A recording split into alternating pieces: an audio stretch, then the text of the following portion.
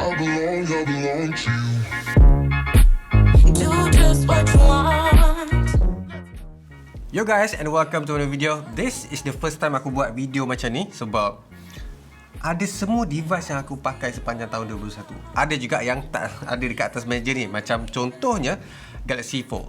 Sebab telefon tu dah diambil balik oleh Samsung. Sebab dia kata, Fazli, kau dah bayar hutang belum? Belum. So aku terpaksa pulang balik.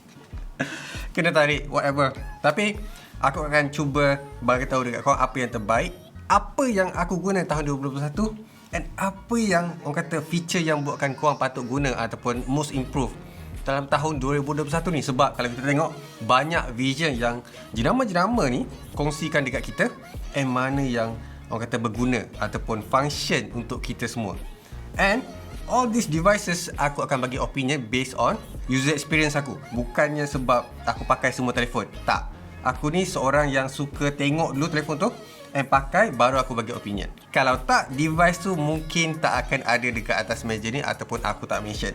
Okay, banyak device yang sepatutnya keluar tahun 2021, tapi ni adalah antara yang berjaya aku kumpul atas meja, and mungkin aku akan jual tahun 2021 ni kot. Alright, sekarang kita akan pergi dekat kategori yang pertama. First kategori, that is operating system yang terbaik yang ada dekat smartphone yang sepanjang tahun 2021 ni aku guna. To be honest, kategori ni aku hampir bagi dekat iPhone ataupun iOS. But disebabkan satu UI ni yang buat perubahan yang banyak juga, and fokuskan dekat something yang sebelum ni tak fokuskan pun, hanya letak je. That is Android 12 yang ada Pixel UI dekat sini. Ataupun dia punya fokus kali ni adalah Material You. Okay, apa yang aku suka sangat dengan Material You yang ada dekat Pixel ni? Benda yang pertama sekali yang aku suka dekat Pixel kali ni adalah dia punya looks is already different. Sebab korang boleh tengok dia punya widgets, dia punya interaction, dia punya UI is already nampak lain daripada sebelum ni. Korang boleh nampak beza antara Android 12 yang lain and Android 12 yang ada dekat Google Pixel.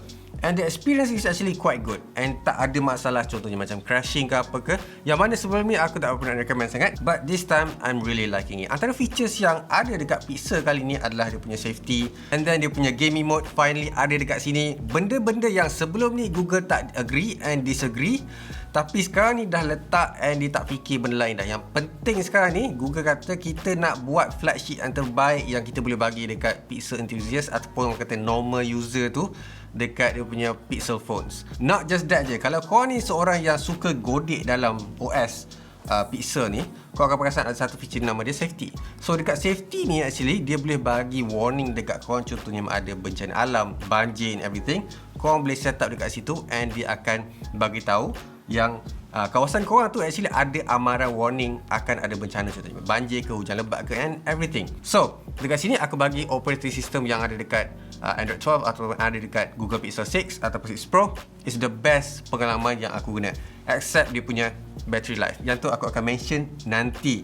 Alright, sekarang kita akan pergi dekat kategori yang bagi aku is quite exciting lah. Sebab sebelum ni feature ni hanya ada beta ataupun tak available dekat public.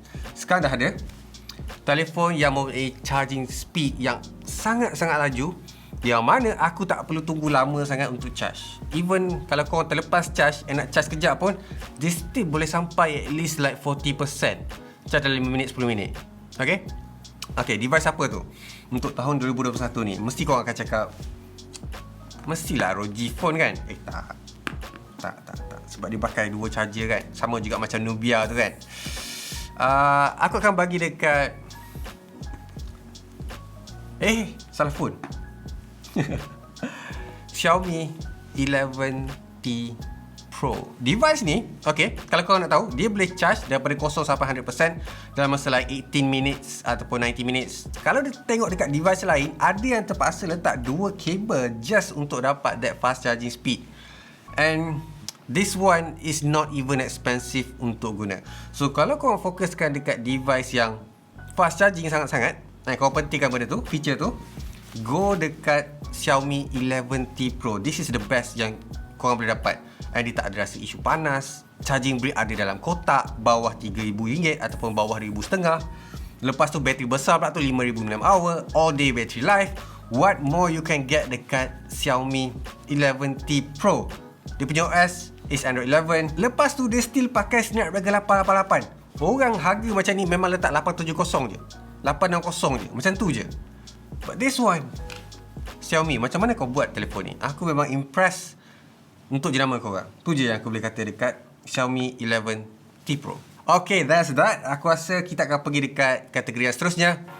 That is battery life yang paling tahan lama.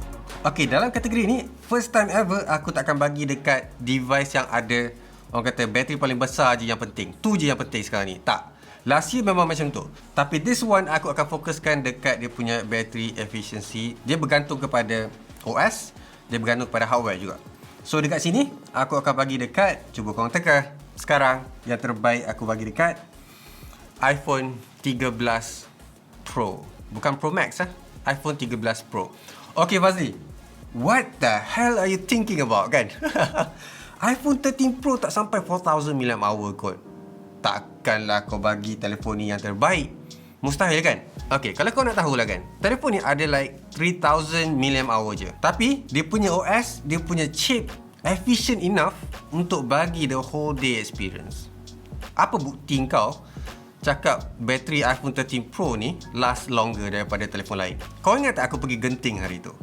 Kan, rakam untuk Google Pixel 6 Pro ni. That video is being shot full dekat iPhone 13 Pro tau. So, aku guna telefon ni actually daripada pukul 12 tu start aku record sampailah aku balik dalam pukul 9 and editing. This thing still ada like 40 ataupun 35% battery life. Untuk telefon yang rakam all day, all the time, guna internet, this thing is a battery champ untuk 3000 something mAh. Pixel 6 Pro ni 5000 mAh mati dulu. And aku jarang guna kamera ni untuk rakam video. This one 4K 30fps all the time. Silap, 4K 60fps all the time. Kau still kena pakai proprietary dia je. Tapi kau tak perlu risau sebab bateri yang ada dekat sini actually charge a lot faster daripada Google Pixel 6 Pro. Aku tak tahu kenapa this is the first device Google Pixel 6 yang kalah dari segi charging time untuk fully charge Android phone. Aku rasa Android phone flagship lain tak pernah ada kalah pun dekat iPhone. This is the first time Pixel 6 kalah. Memalukan betul lah Pixel 6 Pro ni. Alright, sekarang kita akan pergi dekat kamera yang terbaik yang aku pakai tahun 2021 ni untuk recommendkan dekat korang. Sebab korang mesti pentingkan kamera quality kan. Tak kisah korang ni asal dari mana, pandai tangkap gambar ke tak, computational photography is a thing untuk guna tahun 2021, even tahun 2022 pun ataupun in the future.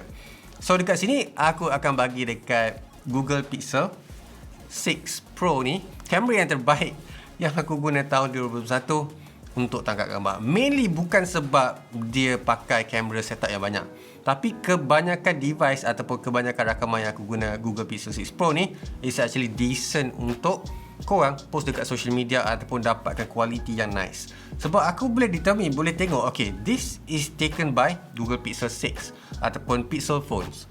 Sebab dia ada signature dia sendiri untuk tunjuk ataupun bagi ketajaman yang aku memang suka. Tak tahu kenapa, dia punya subject memang really pops out bagi aku untuk post dekat social media.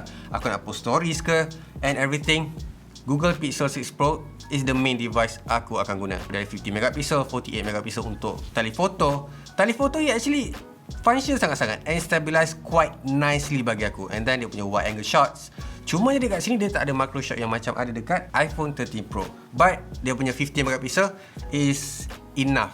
Tapi dia still pakai 12.5 megapixel bila tangkap ataupun dipakai pixel binning tu. Sekarang kita akan pergi dekat feature yang ada dekat setiap device telefon yang ada dekat atas meja ni. Apa yang paling pops out sepanjang aku guna tahun 2021, especially bila kau pergi travel dekat Kuantan, pergi travel dekat mana-mana area Kuala Lumpur kan, yang sesak dengan orang ni kan. Zaman-zaman pandemik ni aku tak tahu kenapa ramai still lagi pergi dekat mall je minggu. But the best feature yang aku perasan, paling best lah kan, aku banyak kali guna adalah dia punya magic eraser yang ada dekat dalam Google Pixel 6 Pro ni. Kenapa kau cakap macam tu, Fazli? Sebab aku ni sebagai seorang yang pernah guna feature ataupun apps yang nama dia Touch Retouch. It's an app yang berbayar, yang sebelum ni aku guna untuk padamkan semua benda. Tapi kali ni ada dekat dalam Google Pixel 6 built-in tau dekat dia punya Photos app. But boleh je install dekat dalam Google Pixel 4 XL ni kalau korang nak. Ada je APK yang boleh buat benda tu. But feature tu actually sangat-sangat membantu sebab dia boleh hilangkan orang ataupun audience dekat belakang ni ataupun photobomb lah kan, dengan seamlessly, ataupun dia just suggest dah. Yang mana sebelum ni aku perlu draw ataupun lukis dekat mana yang aku perlu buat. And then dia punya blend tu actually nampak nice. Dia memang create a new image untuk cover that thing ataupun gantikan subjek tu ataupun photobomb tu. So dekat sini it's really good dia punya AI sebab dia boleh determine macam mana dia nak bentukkan all this image yang sepatutnya aku tak perasan pun yang dia ataupun Google buat. This one is really advanced photo editing yang mana sebelum ni aku boleh buat dekat Photoshop yang mana akan takes a lot of time. Yang ni buat sekejap macam tu je. So aku akan bagi prop dekat Magic Eraser kali ni sebab it's really nice kalau korang tak gambar dekat kawasan-kawasan yang ramai orang kan. Betul tak? So tahniah dekat Google sebab dapat buat Magic Eraser tu, something yang orang memang ingat nak guna. Kali ni kita akan pergi dekat the most good looking phone tahun 2021 untuk pandangan aku lah kan. Ramai orang akan kata aku akan pergi dekat iPhone 13 Pro ataupun Google Pixel 6 Pro kan, sebab dia nampak macam baru kan. Sebelum ni nampak macam bulat-bulat je. But no, the most good looking phone aku akan bagi dekat Xiaomi Mi 11 Ultra. Kenapa aku bagi dekat Xiaomi Mi 11 Ultra ni Fazli? Okay, first of all, design dia bukan just minimalist. Yang mana sebelum ni korang nampak banyak curve, banyak orang kata writing dekat belakang tu yang buatkan dia nampak unik and futuristic. Tapi disebabkan dia punya glass belakang tu ataupun orang panggil screen dekat belakang tu buatkan orang fikir bahawa telefon tu adalah from the future. Yang mana sebelum ni tak ada. Ada tapi tu like literally screen belakang the whole thing ataupun the whole device. But this one is a device yang buatkan orang rasa macam okay, that looks beautiful and boleh guna benda tu untuk tengok notification masa korang letak kat bawah, and then boleh letakkan korang punya initials. It's really beautiful untuk pandangan mata aku sendiri, and aku pilih benda tu sebab bila aku tengok je aku senyum and tak tahu kenapa dia nampak sangat-sangat lawa berbanding dengan device yang aku cakap, contoh macam iPhone 13 Pro, even Pixel 6. But aku nak bagi honorable mention yang dekat sini, Oppo Find X3 Pro. Sebab device tu actually almost sama dengan iPhone 13 Pro. But dia punya edges tu, dia punya slope actually nampak sangat-sangat cantik and dia tak berkilat, tu yang paling penting. So dekat sini aku akan bagi dekat Xiaomi Mi 11 Ultra sebagai the best looking smartphone of 2021 based on mata aku sendiri. But kenapa aku tak bagi dekat ROG Phone 5 Ultimate kan? Yang ni tak colour, tu je basically. Sebab yang dekat Xiaomi Mi 11 Ultra tu memang betul-betul colour and daripada sebuah smartwatch. Tapi drawback dia dekat situ, dia punya battery life is really sucks, to be honest. Sekarang kita akan pergi dekat the best budget flagship yang aku boleh recommend sepanjang aku guna tahun 2021. Kalau kau nak tahu kan, kalau bukan disebabkan OnePlus naikkan harga, aku akan bagi dekat OnePlus dah. Tapi disebabkan harga dia dah 3,000, 4,000, aku tak recommend sangat sebab dia dah start nak ambil untung sangat-sangat. So tu adalah cara dia. Nampak macam mana dia nak move on daripada budget flagship, dia nak pergi kepada flagship. So benda tu dah tak ada dah dekat OnePlus. Sekarang kita akan pergi dekat budget flagship yang mana dia ambil tahta oleh Xiaomi 11T Pro. Okay, kenapa dia jadi the best flagship? First of all, macam aku cakap tadi, aku dah mention dah sebenarnya, dia ada Snapdragon 888, a true flagship processor untuk pakai. Harga dia bawah RM2,500, really nice. 8GB of RAM, siapa tak nak. And then dia punya battery 5000 mAh, last a whole day. Design pun tak lapuk, nampak belakang ada design. Dekat depan actually dia ada screen yang besar, 120Hz. What more do you want from this phone? This is the best flagship ataupun the best budget flagship yang kau boleh dapat untuk harga dia. Overall winner, budget flagship, aku bagi dekat Xiaomi 11T Pro. So tahniah dekat Xiaomi dekat sini. Okay, alright. Sekarang kita akan pergi dekat kategori yang paling korang tunggu-tunggu sekali. Telefon yang terbaik tahun 2021 based on my personal preference sekali. Sebab ni orang kata bukanlah terbaik daripada segala segi. Contohnya macam kat kamera dia kalah, dari segi orang kata charging time dia kalah, dia punya OS dia kalah. Tapi telefon tu adalah telefon yang terbaik untuk korang dapat. Macam tu. Telefon yang terbaik tahun 2021 aku akan bagi dekat iPhone 13 Pro sahaja. Okay, Fazli, mesti dekat komen tak guna betul, Apple fanboy ni pilih iPhone. Mestilah tak terkejut kot. Okay. Sabar jap. Bagi aku explain dulu, okay? First of all, tahun ni dia ada paling banyak improvement. Contohnya daripada segi bateri, daripada dari segi kamera, daripada segi charging time, and then daripada dia punya segi OS. So dekat sini dia pakai iOS 15. Dia ada widget yang cantik dekat sini yang sekarang ni dia dah fokus. And then dia punya operating system dah support 120Hz. This screen is 120Hz. Smooth. Really smooth. So aku dekat sini memang recommend sangat-sangat untuk pakai screen yang macam ni. And then dia punya battery life, macam aku cakap, is the best you can get dekat sini. Walaupun dia pakai 3000 and something mAh, menang dengan 5000 mAh kot. Boleh bayang tak dekat sini? Not just that, telefon terbaik tapi kalah dari segi kamera. Ingat tak yang aku cakap, telefon ni actually ada macro camera. So dari segi image processing is actually really good. Dia ada deep fusion. Dia ada sistem kamera yang konsisten, which means kalau korang tangkap gambar dekat, dia punya zoom, dia punya wide, and then dia punya ultra wide, nampak konsisten dari segi color ataupun tone skin. Not to mention, dia actually boleh record in ProRAW format. So dekat sini kalau video editor really like this kind of format yang ada dekat dalam smartphone. Paling penting juga, value yang ada dekat iPhone 13 Pro ni actually sangat-sangat susah nak turun harga. So kalau kau pakai iPhone 13 Pro tahun depan nak jual, harga dia tak adalah murah sangat nak jual. Kalau biasanya pakai dekat Android phone, agak susah nak jual kalau korang ni bukan betul-betul enthusiast. Yang penting tak semua ataupun segala segi dia lag. Kecuali notch tu. Notch tu problem juga. Kalau korang nak tahu juga kenapa aku tak pilih Samsung Galaxy S21 Ultra sebagai telefon terbaik tahun 2021, sebab dia tak pakai Snapdragon. Kalau dia pakai Snapdragon macam dekat US, aku dah bagi dah. Okay, this one aku terpaksa bagi dekat iPhone as telefon terbaik. Kalau dia bukan disebabkan Google Pixel 6 Pro ni yang ada bateri yang teruk and charging time yang teruk, aku dah bagi dah. But iPhone 13 Pro juga yang terpaksa jadi. Okay, sekarang kita akan bincang pasal the best foldable phone tahun 2021. Ada banyak juga foldable phone sebenarnya, tapi this one really pops out. Perlu notice juga yang mana Oppo Find N baru je announce akhir tahun 2021, tapi dia tak available untuk global. So kita akan hold benda tu untuk tahun 2022. Foldable phones yang terbaik yang aku pernah guna and banyak sekali improve adalah Samsung Galaxy Fold 3. So bukan Flip 3 tapi Fold 3. So dekat sini, kalau korang nak tahu, banyak sangat improvement dari segi screen, dia punya charging time, and then dia punya foldable screen tu sendiri is a lot of improvement. Korang boleh dapatkan telefon tu harga bawah 7,000 sekarang ni. Mana nak cari dulu masa mula-mula keluar harga at least like 9,000 kan. So sekarang ni dah kurangkan harga with a lot of features. Yang mana sekarang ni kita dah support pen.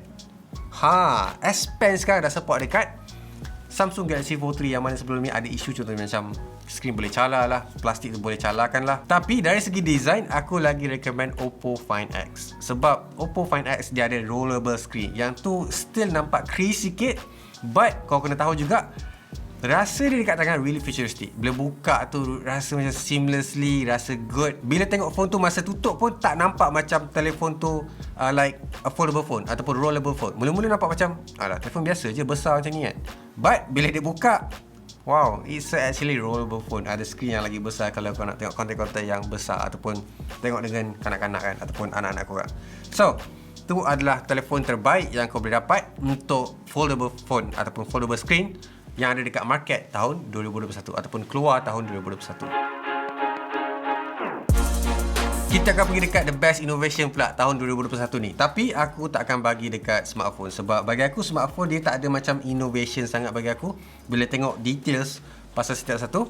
Tapi kita akan bagi dekat aksesori dia. Best innovation aku akan bagi dekat Apple AirTags. Kenapa Apple AirTags, Fazli?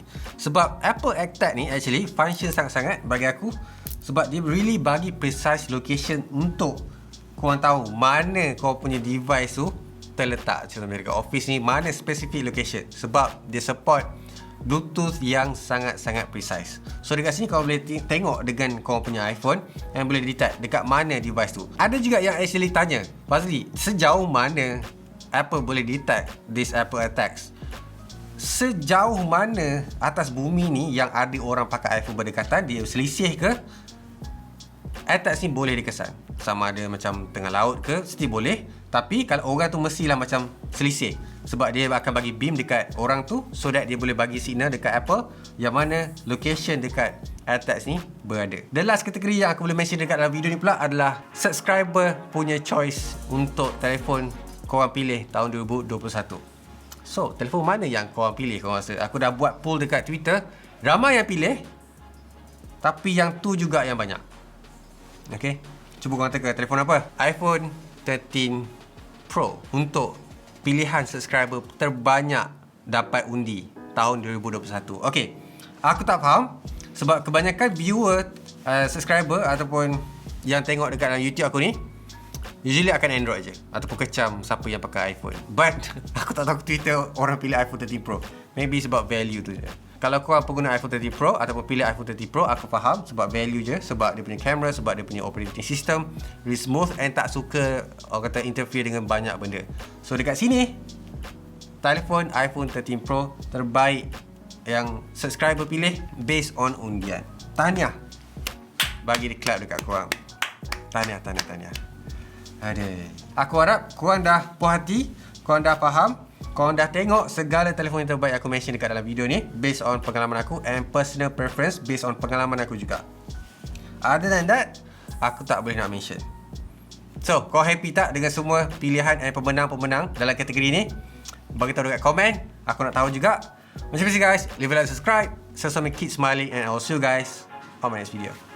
Bye!